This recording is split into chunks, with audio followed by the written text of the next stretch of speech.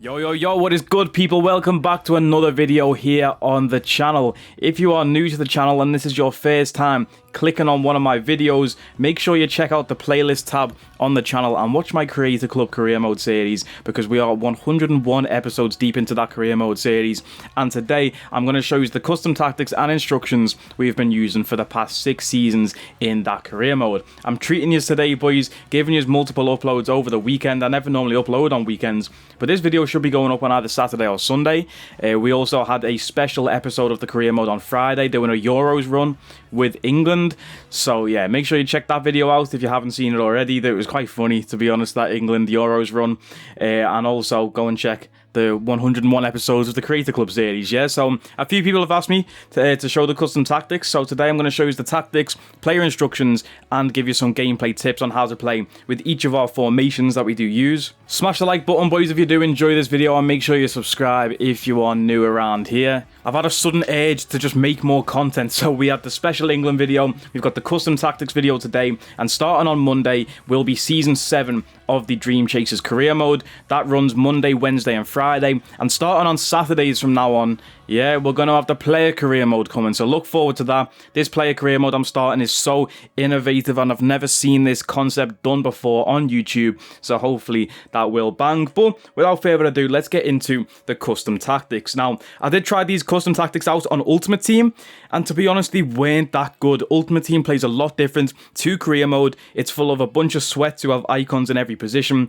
Ultimate Team's just not that fun, let's be honest. Like, I can't go a day of playing Ultimate Team without losing me head and wanting to throw me controller through me TV. So, yeah, these custom tactics are great on Ultimate Team. I did win a few games of FUT Champs using them, but Ultimate Team is definitely a different playstyle to Career Mode. These custom tactics absolutely bang on Career Mode. So let's jump into the team sheets without further ado. So for Season 6, we have been using the Bankai team sheet, as you can see here, the 4-3-3 attack, but the main squad that we have been using for the past like 5 seasons before we switched to this was the team sheet called Cup. Now, this was called Cup because I originally made it off the back of our default formation, so I called this Cup, but it turned out to be our main squad. So anyone who's been watching the Dream Chasers Career Mode, you'll be very familiar with this 4-4-1-1 setup that we do use, the original formation that created the RDC overlap, one of the most overpowered tactics in Career Mode. The amount of goals we've scored from the RDC overlap is crazy. I'm going to jump into that one first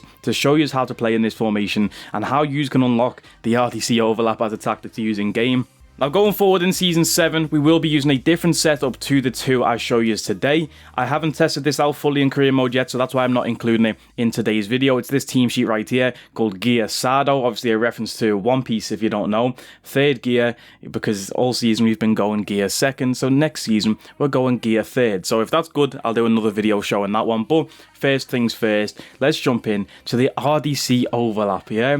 Ignore the players on screen, half of them are out on international duty, and obviously there is a lot of rotation in this squad with Morgan Elliott, Aaron Robin up top there. The players don't matter. But let's jump into the tactics, boys. Of course, the formation is the 4-4-1-1 attack. I'm pretty sure the same thing works for the 4-4-1-1 flat. The only difference is that the centre forward is a cam, but I'm pretty sure it's the same instructions. If not, just switch it to this one, because like we have Morgan Elliott in that centre forward role. I know he can play centre forward in his positions, but he is a cam primarily, and this guy is so good in that position, yeah? So the tactics for this formation, we've got a balanced defensive style. Now, I like to play a high press on FIFA, which is why our depth is 65 and the width is playing at 50. This is quite a wide formation as it is, so we don't need to increase the width, but we have a high depth because I do like to attack high up the pitch in terms of defending, if that makes sense. I like to stop the ball early and don't allow the opposition to make those counter-attacks or just balls in behind. I like to win the ball high up the pitch. You could try a different defensive style like press on heavy touch, things like that, but depending on where you're at in career mode, if you're in lower leagues with players that aren't too high rated, if you put any sort of press on like heavy touch or after possession loss or even constant pressure, if your players don't have a high stamina stat, they're going to be dead. Yeah, they are going to be dead, run the risk of injury, and then you're going to need a lot of rotation. If you've got a deep squad, feel free to try it out, but I just have it unbalanced. And if I need to, I use on the D-pad, you can put team press on by pressing down and then left, I believe it is. But yeah, this defensive style works for me. Now getting into the offensive style, you can see there the build-up play is on slow build-up, and the chance creation is on direct passing. Now, like I say, Ultimate Team plays a lot different. If you look at any Ultimate Team custom tactics video, you'll probably see it say fast build-up with forward runs. That seems to be like the go-to on Ultimate Team.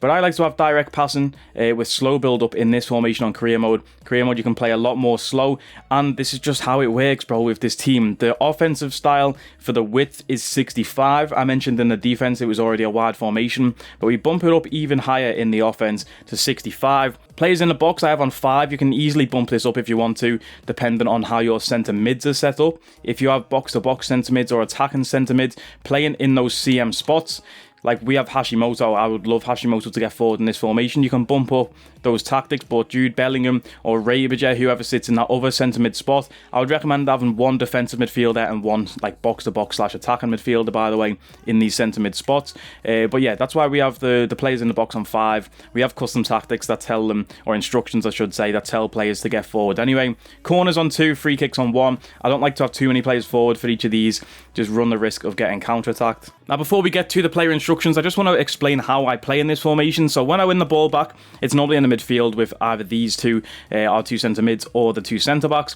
I've already told you about the 2 centre mids. Box to box / 1 defensive, 1 attacking is a great setup to have here. But to have well-rounded centre mids like Rabiger is a great player. 74 defending, 78 physical, but great passing and dribbling stats too. He's a great player to have in here. Jude Bellingham, of course, as well. But depending on when we win the ball back, whether it's these 2 or the centre backs, I normally straight away give it to the fullbacks.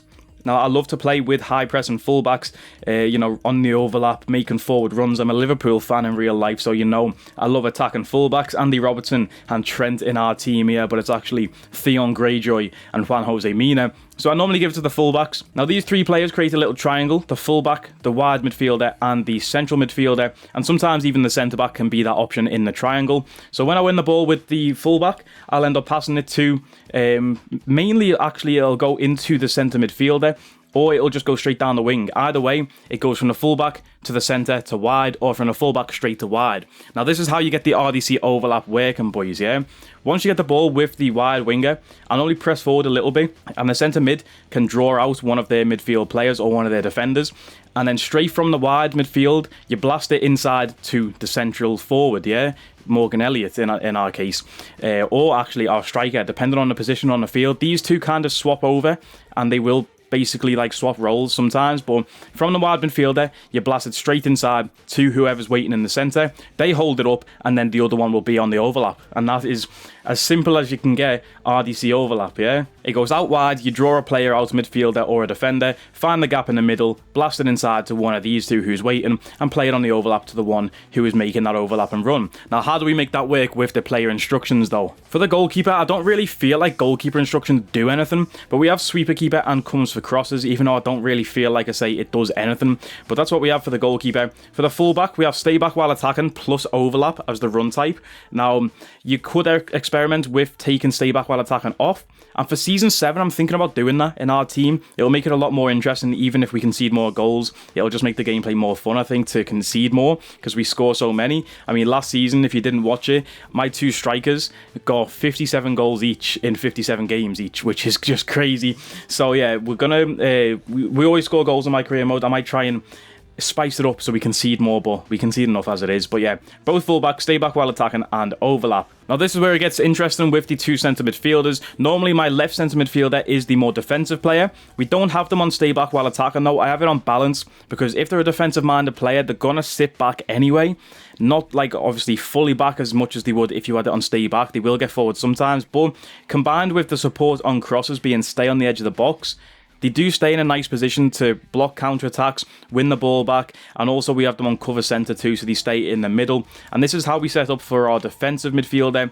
But, like I say, it works for anything, an attacking midfielder or a box-to-box player. That's what you want in this left centre mid spot, is to get like the more defensive style player sitting back a bit. And then the guy on the right-hand side is actually on the same tactics. I thought we had them on get into the box across, and that's probably what I would recommend for this centre mid, as long as they've got good enough pace and stamina to be able to play box to box and get back. But we did have it on stay on the edge. Wow, I thought we had it on get forward, but I guess not. Balance attack, stay on the edge, and cover centre. So both of our centre mids set up the same.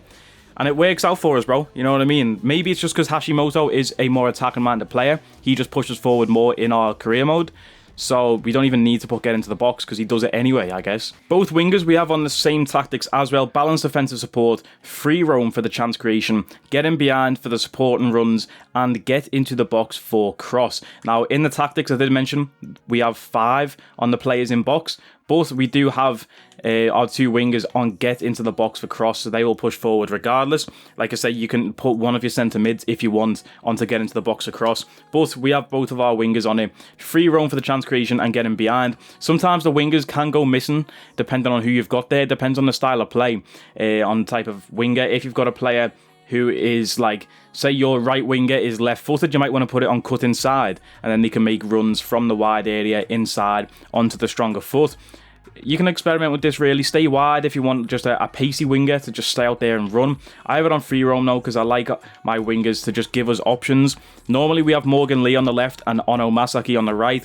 They play more like attacking midfielders in terms of the stats rather than wingers, if that makes sense. So I like them on free roam because they just give us options to pass the ball to them. And then they can just make magic happen from there. Moment of truth though, the 2 strikers, the centre forward, we have on stay central, get in behind, and that's it. We don't have on stay forward because I like the free roam ability of this centre forward role as well. Stay central keeps them in the middle when we need to blast those balls from the wide areas into the central areas, and getting behind creates the RDC overlap. Yeah. And the striker is on the same tactics, balanced defensive support, stay central and get in behind. And that just creates a perfect link up between these 2 players here, just bouncing off the back of each other. I'm sounding crazy these last few sentences. Bouncing off each other, yeah. RDC overlap, that's how it's created, bro. And that is the custom tactics for the 4-4-1-1 formation. Now, for Season 6, we hardly really used this formation, and the formation we used was this one, the Bankai squad. 4-3-3 attack. Jumping into the tactics, it's the exact same setup that you just saw in terms of the stats. We do have one more on free kicks, actually. But yeah, slow build-up, direct passing for the offensive style, 65 width. And then for the defense, 65 depth, 50 width, and balanced defensive style. So same tactics, no matter what formation we use. And then as for the player instructions for this formation, I'll run through it dead quick. I don't want this video to go on for too long, because I've already explained pretty much everything I need to do. So we have stay back while attacking and overlap on our 2 centre-backs. Sydney Raberger on the left-hand central mid here, yeah, that's our defensive midfielder in this formation. So we have him on stay back while attacking, balance crossing runs, and I thought I had him on cover centre. Have my custom tactics reset or something? I swear down he was on cover centre. I guess not, but stay back while attacking anyway, if one of your centre midfielders is a defensive style player, and I would recommend cover centre. I don't know why it's not on that for us, but yeah. In the right centre mid spot, we do have Jude Bellingham. Now, Jude Bellingham is more of a box-to-box player, and all of his are on default. I swear down these custom tactics have reset, bro, because I swear I used to have Bellingham on getting to the box across. That might make sense, you know, because Bellingham used to always make forward runs at the start of Season 6, and then towards the end of Season 6, he never made any runs. So I feel like my tactic have reset here, but yeah, I mean, Bellingham still works on this balanced setting because he is like the perfect box-to-box midfielder. Look at his stats. Do you know what I mean? This is like the Ruud Huller type player, all stats over 80. He just does it all. You don't even need instructions on this guy. But you can try and experiment if you want on get forward, even get into the box across. You can make that decision yourself. It's tricky to try and replicate the RDC overlap in this formation. As you might have saw in Season 6, we didn't really score that many goals from it like we did in the previous seasons. And that's because the attacking midfielder, you can't put getting behind. You can only put stay forward. And that's it. We have get into the box across though, and that allows him to make those runs forward when we do need him into the box. And if you saw, like I say, my 2 strikers being Vilk and Barbosa, they scored 57 goals each this season. So clearly something's working with this setup. The striker, stay central and stay forward. Yeah, we don't even have getting behind. I don't know why that's not on getting behind. Again, my tactics are going crazy, bro. But yeah, normally getting behind, stay central and stay forward for the striker. He's just always up there ready to score goals. But even with this like mixed formation or mixed settings that I've got on, it still works. On my left wing here, like I mentioned, Morgan Lee, he's a right-footed player playing on the left wing, so we do have him on cut inside. I do have support runs on getting behind though as well, and also get into the box for cross. And on the right wing, we play Ono Masaki. Yeah, we have been playing Albert all season, who is more just an out-and-out winger, pace, run down the line. Ono Masaki, like I say, a bit slower, likes to play with the ball at his feet, good dribbling, good passing. So we have him on getting behind still to try and make runs in, get into the box across. But balance width, I don't have him on cut inside. You could try free roam if you do have a player like that, who is more of like a creative player rather than just a pacey one. But like I say, pacey winger, you want balance width or stay wide. But boys, that is going to wrap up this custom tactics video. Hopefully you did enjoy and you do take those gameplay tips that I did mention, take them into your career mode saves, and you can try and play like the Dream Chasers. Season 7 is just around the corner and we will be using this new setup, new faces coming into the squad, and I can't wait for the next season, boys. It's going to be massive. Hopefully we can break records again with the goal scoring, and hopefully we don't concede as many as we did last season. But if you did enjoy this, please like, comment, share, and subscribe. You know the vibes, and I will catch you on Monday for the start of Season 7. Take it easy.